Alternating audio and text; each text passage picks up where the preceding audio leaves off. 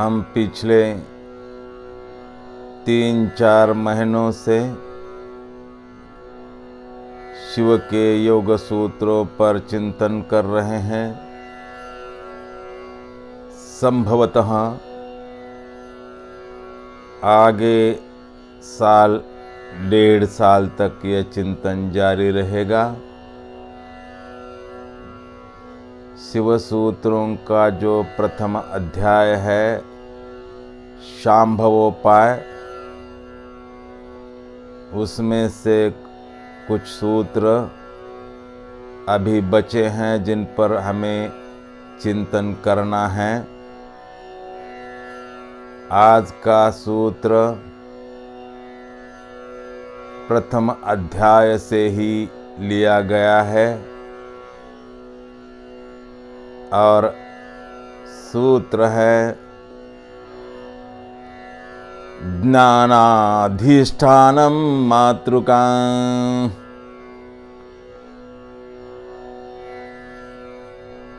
ज्ञान के अधिष्ठान की बात कर रहा है यह सूत्र,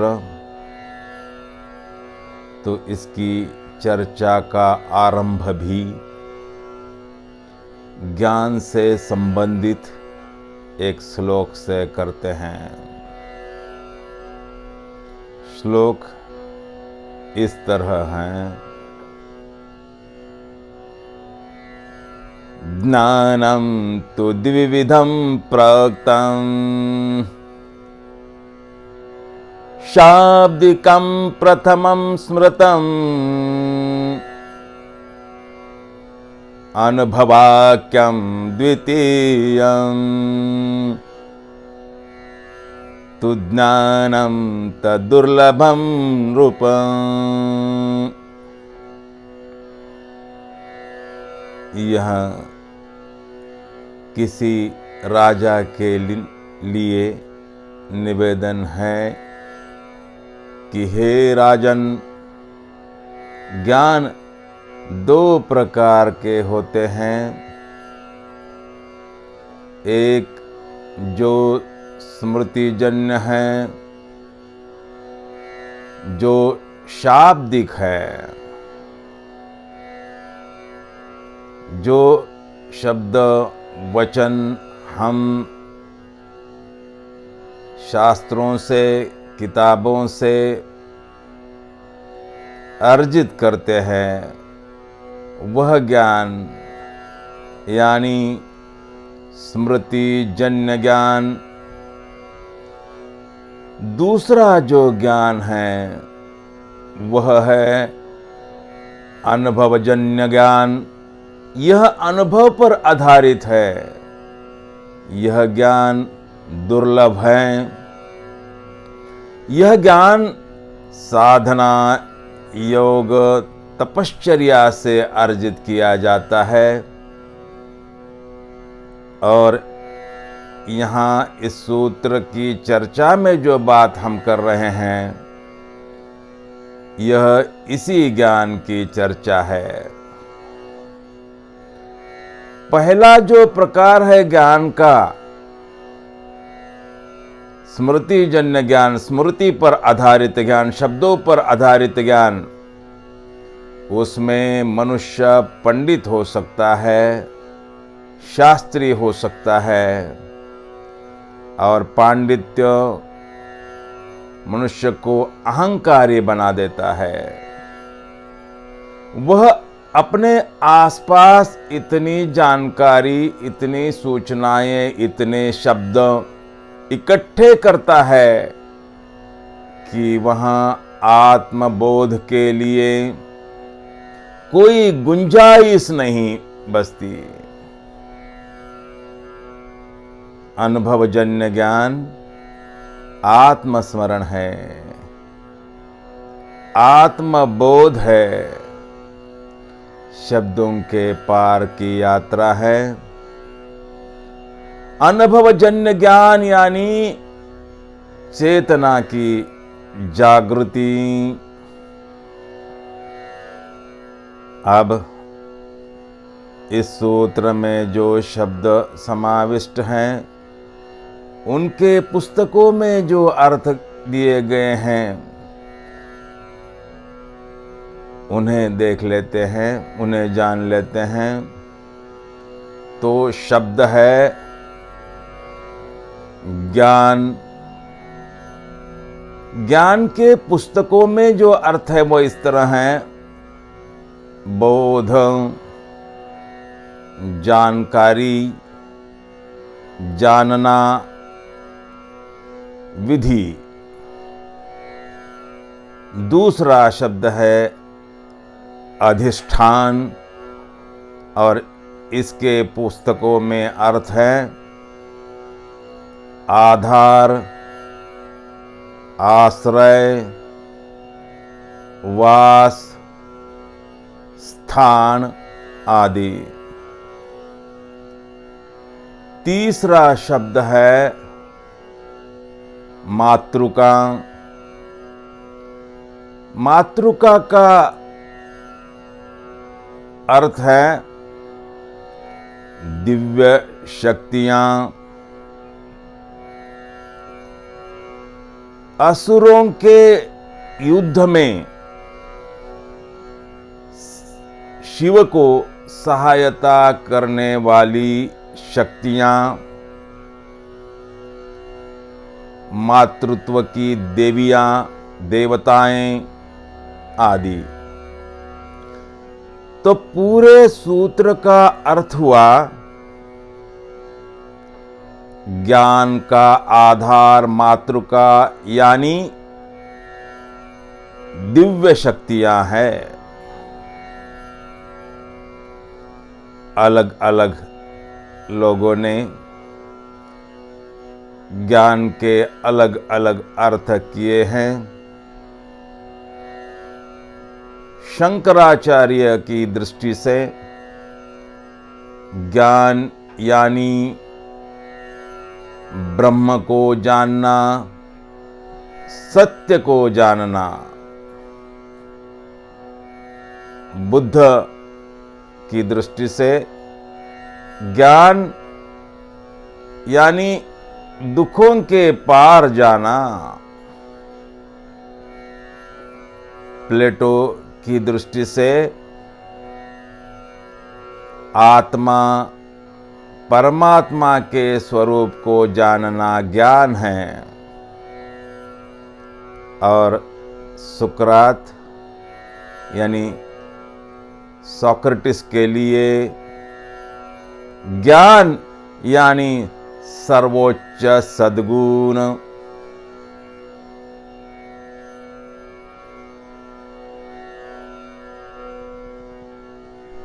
आज का सूत्र है ज्ञानाधिष्ठानम मातृकां। शिव जी का यह जो योग सूत्रों का शास्त्र है उससे ज्यादा संक्षिप्त और उससे ज्यादा विस्तार पूर्वक शास्त्र योग के जगत में पाना मुश्किल है। एक भी बात नहीं है योग की जो इससे छूट गई है, और एक भी बात नहीं है जो अनावश्यक है, आउट ऑफ कॉन्टेक्स्ट है। योग का यह परिपूर्ण शास्त्र है। इस शास्त्र का प्रत्येक सूत्र सिद्धि की दिशा में जाने वाली उस सीढ़ी की एक एक पायदान है। एक एक सूत्र के सार को पकड़कर पूरी सूझबूझ के साथ ऊपर की पायदान पर कदम रखना है, और जिस पायदान पर कदम रखा है उसके संबंध में जो अनुभव, अनुमान, निष्कर्ष निकलते हैं उसका आधार लेकर आगे बढ़ते रहना है। वास्तव यह है कि मनुष्य के भीतर अनंत शक्तियों का वास है। मनुष्य अनंत और विराट शक्तियों का हिस्सा है। यद्यपि वह इस वास्तव से अनजान है, वह स्वयं को खंड ही समझता आया है। जो भीतर की अनंत शक्तियों को जान लेता है, वह उन शक्तियों के सहारे सत्य तक पहुंच सकता है और सत्य तक पहुंचना ही ज्ञान है। सत्य का बोध ही ज्ञान है। आत्म साक्षात्कार ही ज्ञान है। आध्यात्मिक जगत में ज्ञान यानी आत्मानुभूति, ज्ञान यानी चैतन्य स्वरूप का बोध, यह सूत्र सूचनाओं का संचय नहीं है। यह चेतना की जागृति है। मार्ग दुभर है, कठिन है, लेकिन उसके लिए कोई विकल्प भी नहीं है। अपने भीतर पड़ी सुप्त शक्तियों को जगाएंगे तो ही ज्ञानोपलब्धि हो जाएगी। पहले इस तथ्य को समझ लें, फिर क्रियाओं में उतरे, फिर उस पर अमल करें। एवरेस्ट की यात्रा पर जाना है। यात्रा पर निकलने से पहले एवरेस्ट के संबंध में पूरी जानकारी लेना आवश्यक है।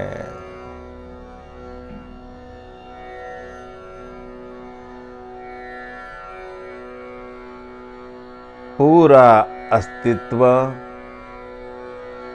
शक्ति का स्पंदन है। एक ही शक्ति अलग अलग रूपों में प्रकट हुई है। संसार शक्ति की अभिव्यंजना है, शक्ति की अभिव्यक्ति है। हम स्वयं भी अलग थलग नहीं हैं।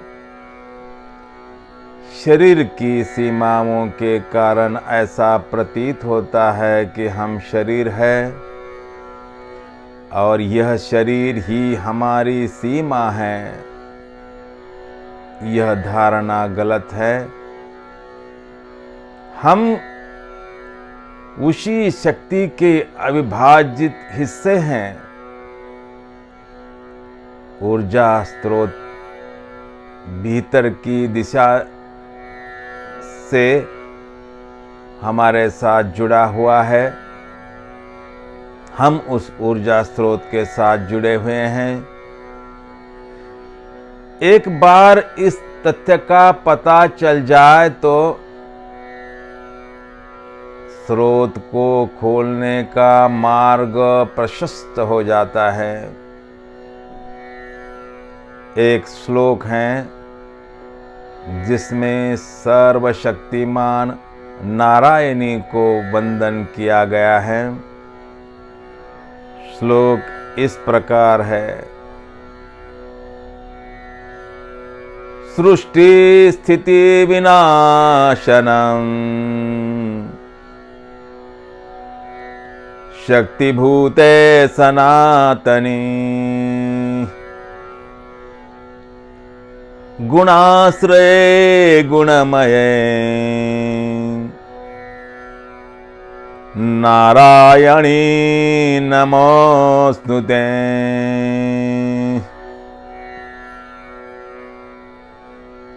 अर्थ है सृजन, पालन और संहार की आदि शक्ति, सर्व गुणों का आधार, सर्व गुणमयी हे नारायणी, तुझे नमस्कार है, तुझे प्रणाम है, तुझे वंदन है। यह जो नारायणी है, यह जो शक्ति है, कहीं बाहर नहीं है, वरन हमारे भीतर है। विराट शक्ति का द्वार भीतर से खुलता है। उस द्वार के आगे कदम रखते ही पता चलता है कि मैं चैतन्य महात्मा हूं। मेरी शक्ति असीम है। मैं उन शक्तियों से जुड़ा हूं जो संसार को संचालित कर रही है। मेरे भीतर शक्ति है, मेरे भीतर मातृका है। जैसे ही ये शक्तियां योग के माध्यम से, तप के माध्यम से, ध्यान के माध्यम से जगने लगती हैं, हमें अपने चैतन्य का बोध होना शुरू हो जाता है और वह चैतन्य का बोध ही ज्ञान है। शक्तियां मातृका सहारा बनती है अनुभवजन्य, अनुभव आधारित ज्ञान पाने में। ज्ञानाधिष्ठानम मातृका।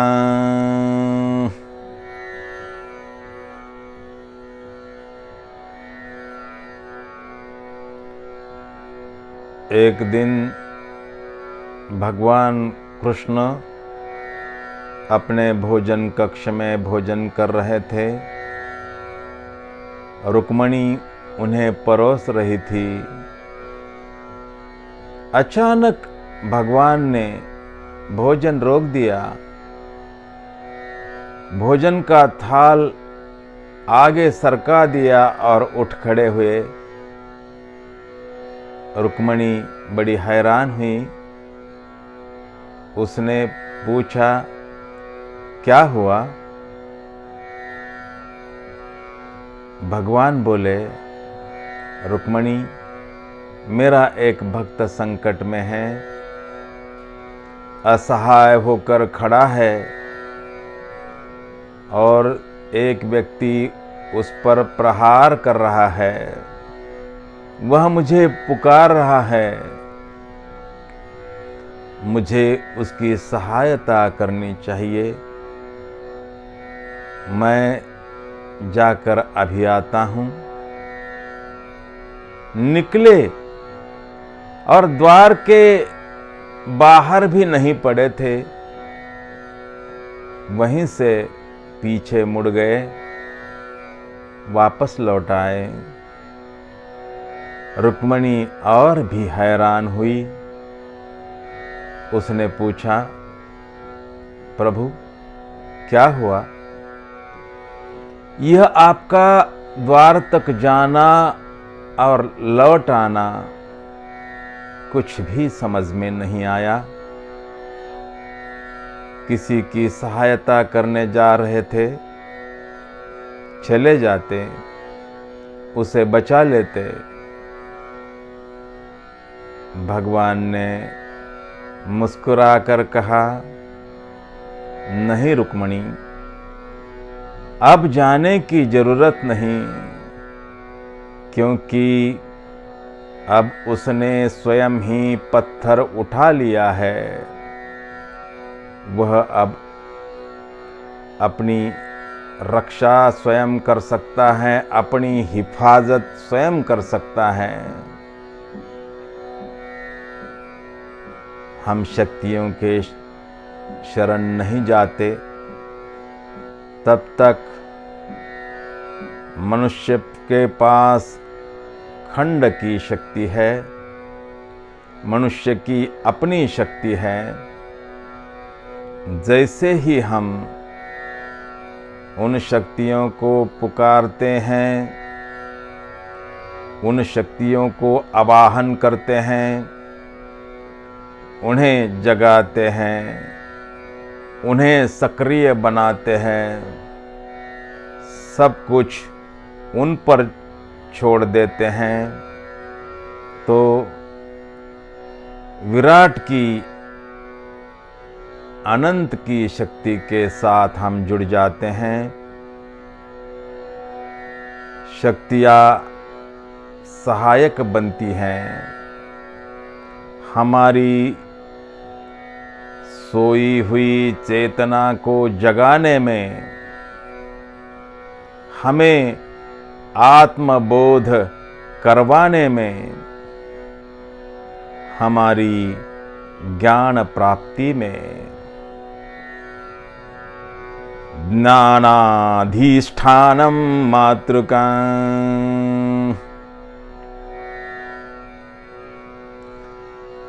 श्री शिवाय नमस्तुभ्याम्।